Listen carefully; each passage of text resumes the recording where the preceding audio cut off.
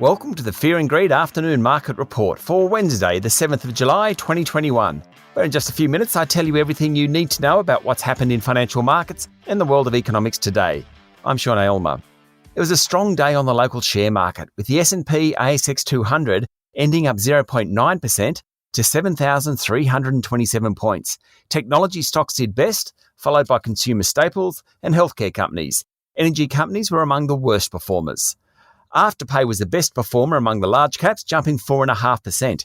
Hearing implant company Cochlear rose 4.4%, and cloud accounting company Xero was up nearly 4%.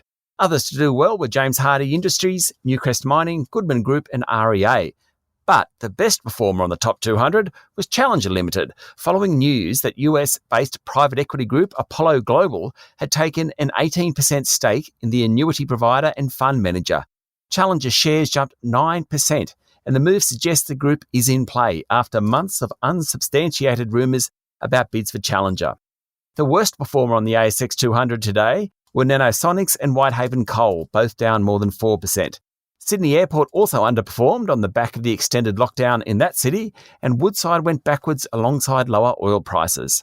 In other corporate news, Seven Group has passed the 34.5% hurdle it set for its stake in Boral.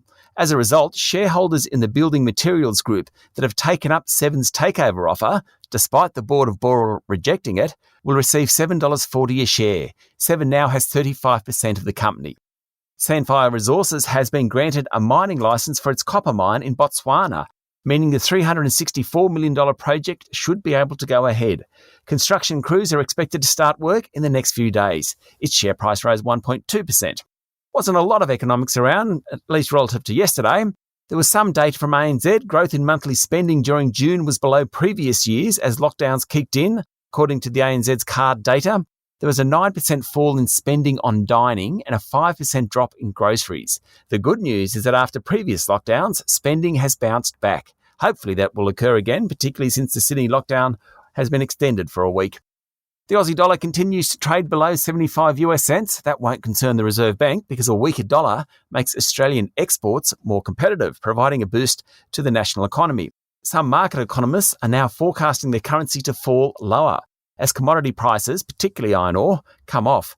Commonwealth Bank, for example, expects the currency to drop towards 72 US cents and possibly 70 US cents by the end of the year.